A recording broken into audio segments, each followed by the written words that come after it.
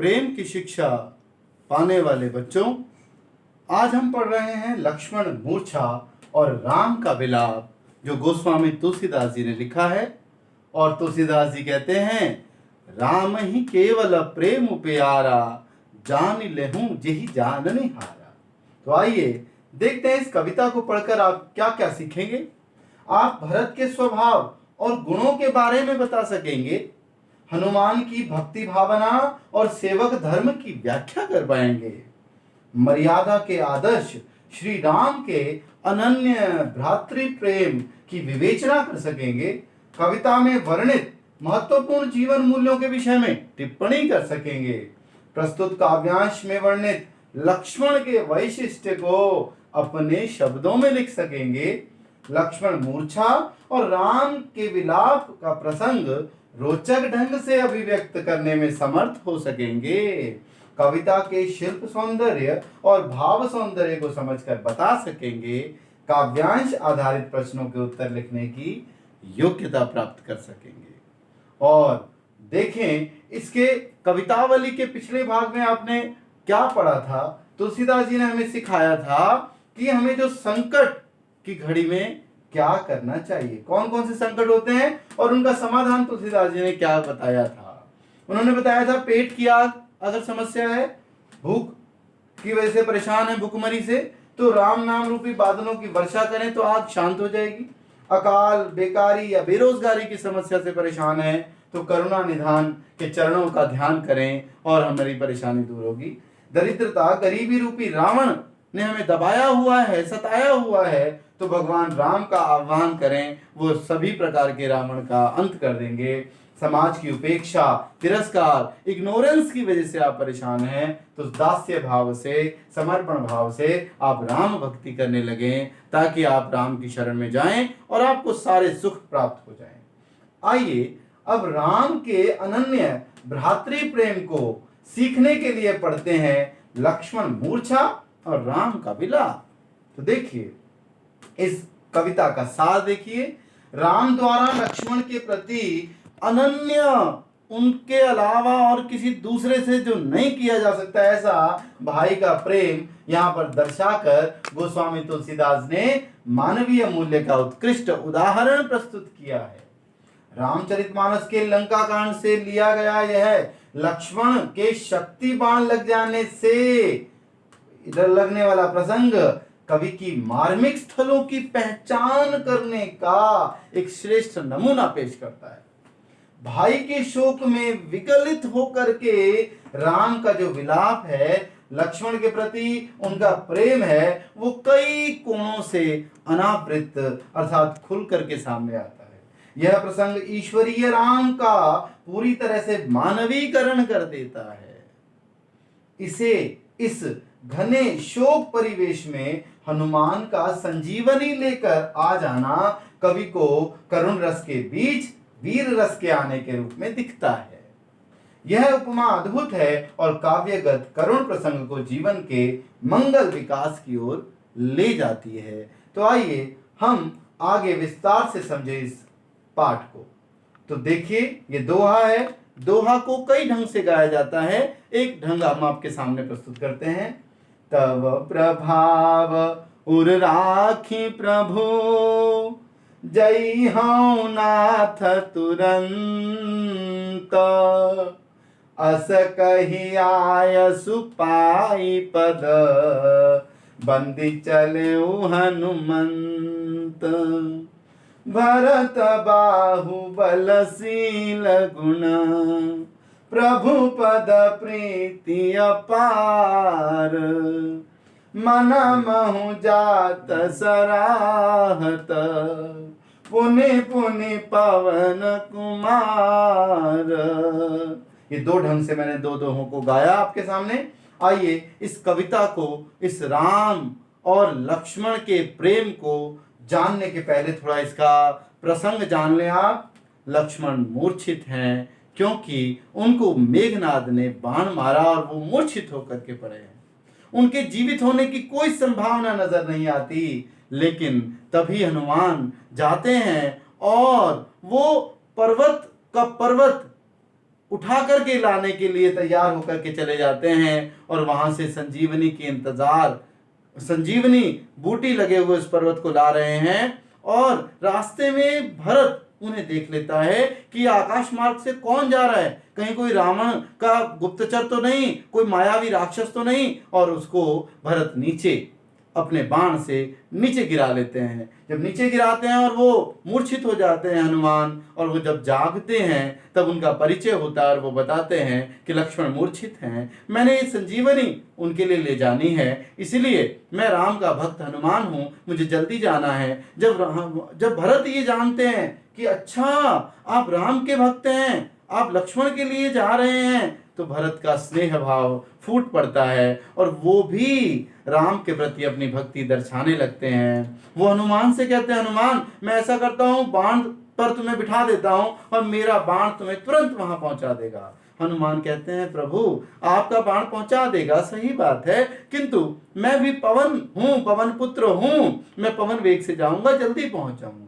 तो आइए अब यहाँ से शुरू होती है ये प्रसंग का व्याख्यान शुरू होता है। जब भरत के से अनुमति लेकर के हनुमान जाने लगते हैं तो देखो क्या कहते हैं वो, तव प्रताप, हे भरत तुम्हारा प्रताप, तुम्हारा पराक्रम, उर मतलब हृदय में राखी रख करके, हे प्रभु भरत जय हो नाथ, तुरंत मैं तुरंत चला जाता हूँ। अस कही, ऐसा कह करके आयसु पाई, भरत की अनुमति आज्ञा पाई और पद बंदी, उनके चरणों की वंदना करते हुए चले हनुमंत, हनुमान चलने लगे।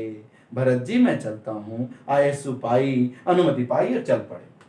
और जब चल रहे हैं, रास्ते में जा रहे हैं, तो भरत बाहुबल, भरत की भुजाओं का बल, उसका शील, शील कहते हैं स्वभाव, हमारा आचरण, और भरत के गुण, 1 2 3 और 4 चीजें, उसका बाहुबल, एक शील, दूसरी चीज और गुण, और चौथी है प्रभुपद प्रीति अपार, और भगवान राम के चरणों में अपार स्नेह।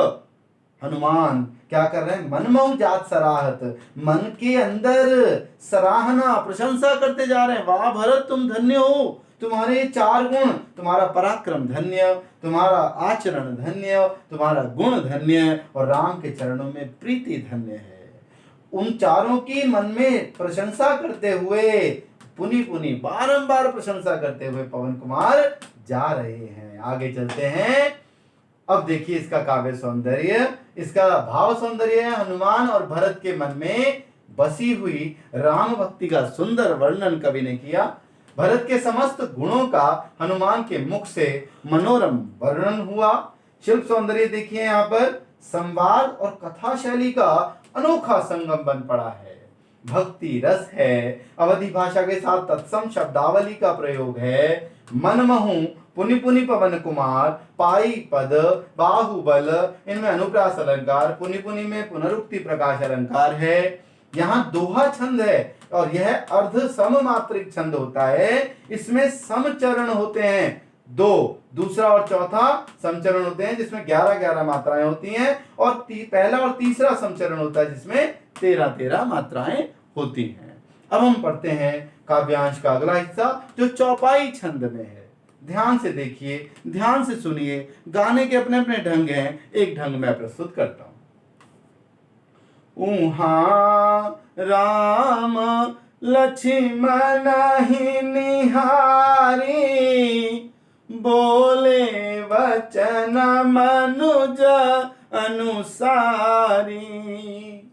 अर्धराति गई कपि नहीं आयो, राम उठाई अनुज उरलायो।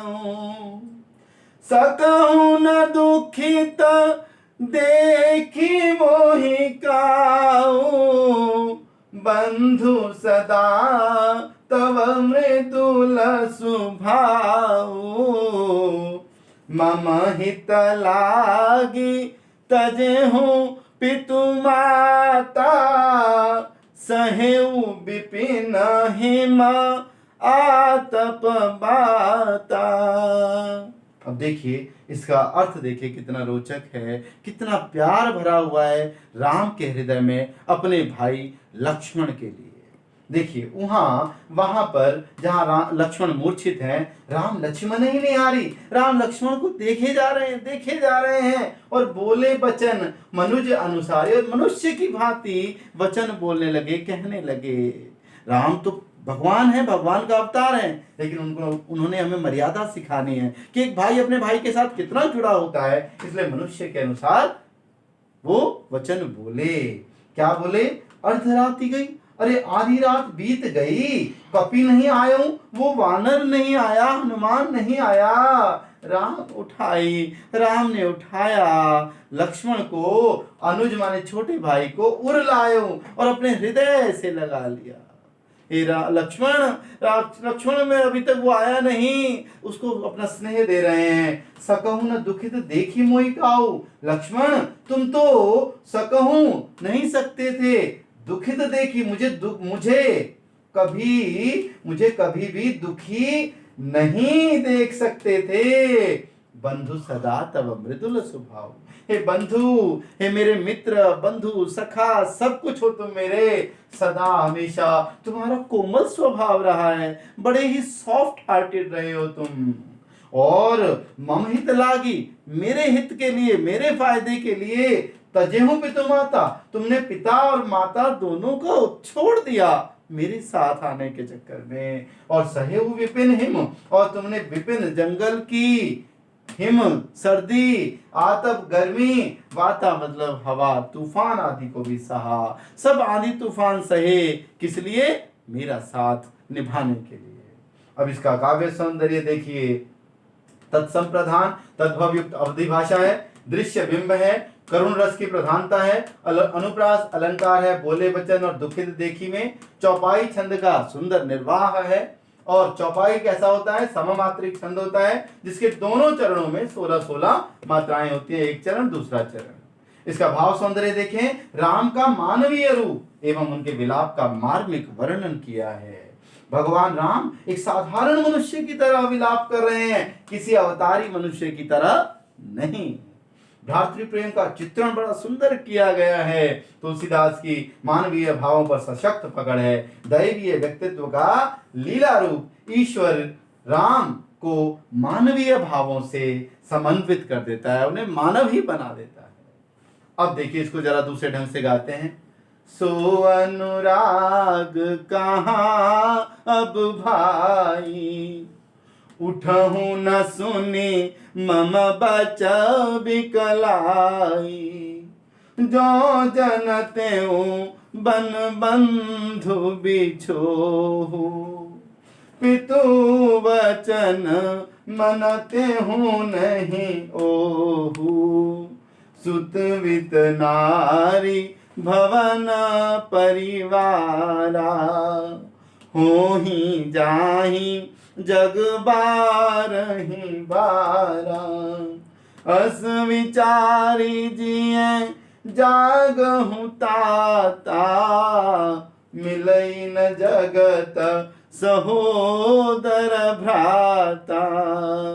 देखिए अपने भाई से इतना प्यार करते हैं कि भाई को मूर्छित देकर बाकी सारी दुनिया की हर चीज को, हर व्यक्ति को, हर बात को, हर संबंध को वो छोटा बना देते हैं। राम कहते हैं सो अनुराग, वह प्यार कहाँ भाई, अब कहाँ चला गया।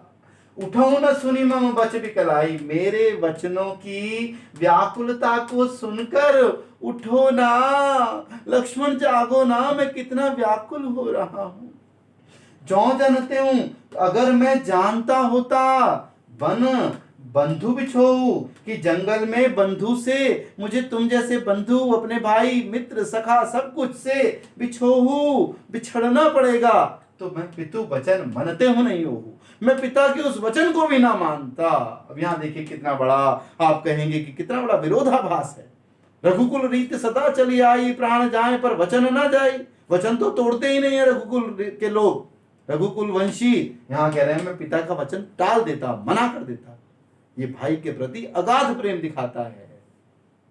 सुत वित्त, देखो ये सारी चीजें कहते हैं, पुत्र वित्त मतलब धन, नारी, ये शब्दार्थ सब लिखे हुए हैं, आप देख सकते हैं। सुत पुत्र, वित्त मतलब धन, नारी पत्नी, भवन जितना भी हमारे पास धन दौलत है वो सब कुछ, और परिवार, ये पांचों चीजें, पुत्र, धन, पत्नी, भवन और परिवार के सभी संबंधी लोग हो ही जाई जग बार ही बारा, ये तो होते जाते रहते हैं संसार में, बार बार होते रहते हैं, बार बार बन जाते हैं संबंध। तो अस विचारी, ये सोच करके जिया, मतलब अपने हृदय में ये बात सोच लो कि बाकी सारे रिश्ते तो होते रहते हैं। जागम ताता, तुम्हारा रिश्ता तो सबसे अटूट है, जागो ना हे तात, हे पुत्र।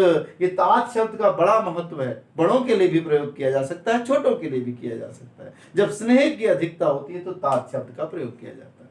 हे तात उठो ना, मिलई ना जगत सहोदर भ्राता, कि संसार में तुम्हारे जैसा तो सगा भाई भी किसी को नहीं मिलता। तुम तो सुमित्रा नंदन हो, मैं कौशल्या नंदन हूं, लेकिन फिर भी सगा भाई भी तुम्हारे जैसा नहीं मिलता। अब देखिए इसका काव्य सौंदर्य, वह अनुराग कहाँ है इसका। शिल्प सौंदर्य देखिए, दृश्य बिंब है, चौपाई छंद का सुंदर प्रयोग है, अवधि भाषा, करुण रस और अनुप्रास अलंकार की छटा है। जौ जनते हूं बच बिकलाई, जाहि जग बारह बारह। भाव सौंदर्य क्या है इसका। राम का शोक संतप्त भाई के समान विलाप करना मर्मस्पर्शी हो गया है। श्री राम के मुख से लक्ष्मण के आदर्श रूप का चित्रण किया गया है।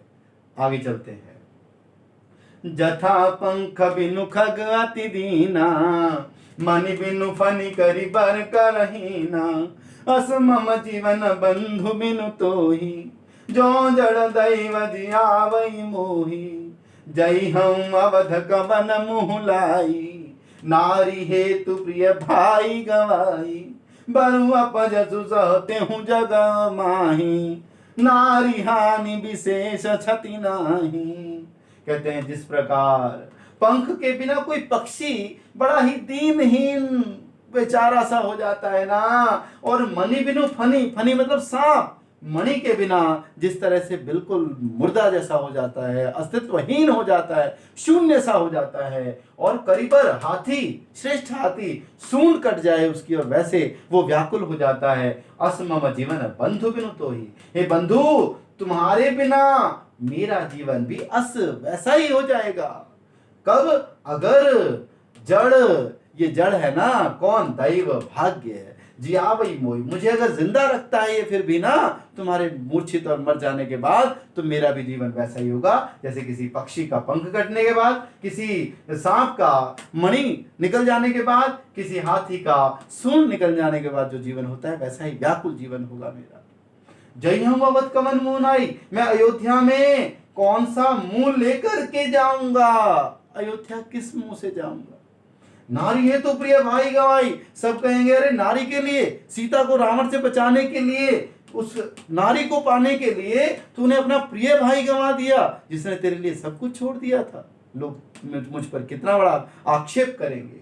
बरु अपजस सहते हूं जग माही, भले ही मैं बहुत बड़ा अपयश निंदा सहन कर लेता संसार में भले ही मैं बहुत बड़ी निंदा सहन कर लेता, नारी हानि विशेष क्षति नहीं, नारी को खो देना बहुत बड़ा नुकसान नहीं है। यहाँ पर कभी क्या कह रहे हैं, नारी से बढ़कर के भाई का महत्व बता रहे हैं, लेकिन इसका अर्थ ये नहीं है नारी का महत्व कम है, लेकिन यहाँ क्योंकि भाई का बिछोह है, वियोग है, इसलिए भाई से बढ़कर के कुछ नहीं।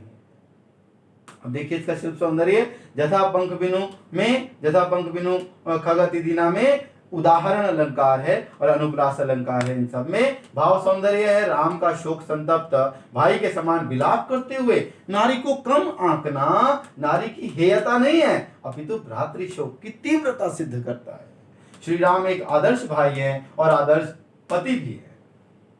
अगली देखिए, अब लोक सोत सुत तोरा, सही निठुर कठोर और मोहरा, निज जननी के एक कुमारा, ताहत तासु तुम प्राण आधारा, सौंप सी मोहि तुम ही गही पानी, सब विधि सुखद परम हित जानी, उतरु काह दई हूँ ते जाई, उठी कि न मोहि सिखावऊँ भाई, बहुविधि सोचत सोच विमोचन, स्रवत सलिल राजीव दल लोचन, उमा एक अखंड रघुराई, नर गति भगत कृपाल दिखाई। अब देखो यहाँ कह रहे हैं अब अपलोकु, अब तो मुझे अपलोक मिलेगा, अर्थात मुझे नरक में निवास मिलेगा और अपयश भी मिलेगा। शोक सुत तोरा, हे पुत्रवत मेरे भाई, तुम्हारा शोक भी मुझे सहना पड़ेगा, दो दो नुकसान उठाने पड़ेंगे। और निठुर, मेरा निष्ठुर, निर्दयी, कठोर जो हृदय है, ये दोनों के दोनों वो सहन करेगा। निज जननी के एक कुमारा, मैं अपनी माँ का इकलौता पुत्र हूँ, कौशल्य नंदन हूँ, मैं राम हूँ, लेकिन तात तासु तुम, और उस राम के तुम अकेले प्राण आधार हो, मेरे प्राणों का आधार ही तुम हो, तुम नहीं तो मैं नहीं। सौंप सी मोई तुम ही गई पानी, तुम्हारी माँ ने तुम्हारा पानी मतलब हाथ लेकर के, हाथ पकड़ करके तुम्हारी माँ ने मुझे सौंपा था कि लक्ष्मण को संभाल के ले जाना। सब विधि सुखद परम हित जाने, हर प्रकार से सुखद और परम हितकारी जान करके मुझे दिया था। बहुविधि सोचत सोच विमोचन, इस प्रकार से बहुत प्रकार उत्तर कहा दे ते जाइए। देखिए कि उनको तेई माने उनको उत्तर क्या दूंगा, तेई उनको उत्तर दे क्या जाकर के दूंगा, उनको जाकर क्या उत्तर दूंगा मैं। उठी कि न मोही सिखावो भाई, उठ करके क्यों नहीं मुझको सिखा देते हो भाई, मुझे सिखाओ तो सही, क्या उत्तर दूंगा। बहुविधि सोचत सोच विमोचन, यहाँ शिव जी पार्वती को रामायण सुना रहे हैं, रामचरितमानस सुना रहे हैं, राम कथा सुना रहे हैं। तो शिव पार्वती से कहते हैं बहुत प्रकार से शोक कर रहे हैं। कौन? सोच विमोचन, जो शोक भंजन है, दुख भंजन है, खुद वो खुद शोक में पड़े हुए हैं। स्रवत सलिल, और उनके अंदर से राजीव दल लोचन, उनके जो कमल के पंखुड़ियों के समान दो लोचन माने आंखें हैं, उनसे पानी गिर रहा है, आंसू आंसू गिरे जा रहे हैं। उमा एक अखंड रघुराई, हे उमा ये रघुराई राम तो अखंड हैं, ये अद्वैत हैं, ये तो ईश्वर हैं, एक हैं। नर गति, केवल इन्होंने मनुष्य की गति भक्तों पर कृपा करते हुए दिखाई है कि मनुष्यों को कैसा व्यवहार करना चाहिए। अब देखिए इसका शिल्प सौंदर्य, राजीव दल लोचन में रूपक अलंकार, विलाप में स्वभावोक्ति, सोचत सोच विमोचन में यमक अलंकार, तात तासु तुम में ये सब में अन्यत्र सर्वत्र भी अनुप्रास अलंकार। और भाव सौंदर्य में राम की व्याकुलता का सजीव वर्णन करते हुए राम के लिए 3 विशेषण प्रयुक्त हुए हैं, सोच विमोचन, राजीव दल लोचन और रघुराई। राम का रूप लोक मांगलिक है, भाई के प्रति मर्यादा का पूर्ण निर्वाह किया गया है। अब विशेष संवाद देखते हैं इसका। आइए इसमें क्या क्या आपने सीखा, एक बार पुनरावृत्ति हो जाएगी। हनुमान द्वारा भरत के पराक्रमशील गुण और राम के प्रति प्रेम की प्रशंसा की गई है, हनुमान ने की है। और हनुमान की राम के प्रति भक्ति भावना और सेवक भावना देखी है आपने। श्री राम की भाई के प्रेम में व्याकुलता, धीरता और ग्लानि देखी है आपने। लक्ष्मण के स्वभाव की कोमलता, त्यागशीलता और सहनशीलता देखी। लक्ष्मण की श्रेष्ठता के सामने पुत्र, धन, पत्नी, भवन और परिवार के सारे संबंधों की न्यूनता देखी। राम द्वारा सामान्य मानव की तरह विलाप और आचरण करते हुए राम को देखा आपने। राम के ईश्वरीय रूप की महिमा आपने देखी। सामान्य मानव के लिए अपने भाई के प्रति किए जाने योग्य व्यवहार की शिक्षा आपने इसमें प्राप्त की। अब आइए कुछ मुख्य आकर्षण बिंदुओं का प्रवाह चित्र देखते हैं। राम के गुण, लक्ष्मण के और भरत के, ये सभी गुण आपने अपनाने हैं। राम आदर्श भाई हैं और लक्ष्मण मृदुल कोमल हैं और भरत पराक्रमी हैं।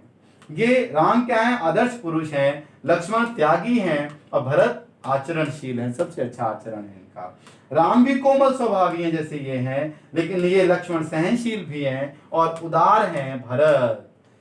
और इधर भ्रातृ प्रेमी हैं कौन? राम अपने भाई से बहुत प्यार करते हैं, ये भाई की सेवा बहुत करते हैं और ये भाई की भक्ति करते हैं भरत। राम भाई बिन दीनहीन व्यर्थ हो जाएंगे ऐसा कह रहे हैं, उनका जीवन बेकार हो जाएगा। लक्ष्मण उनके लिए जीवन का आधार है और भरत भाई के हेतु सब कुछ त्याग करके वो अपनी कुटिया छोटी सी बना करके भाई का राजपाट संभाल रहे हैं। सबसे बढ़कर भाई है राम के लिए, लक्ष्मण के लिए सबसे बढ़कर भाई है और भरत के लिए सबसे बढ़कर भाई की खुशी और उनकी आज्ञा का पालन करना है। तो आपने इस भाग में यही सीखा कि हम सच्चा प्यार करेंगे ताकि हमारे प्रेम की तुलना बाकी सब भी दें, बाकी सब भी उसकी प्रशंसा करें। धन्यवाद।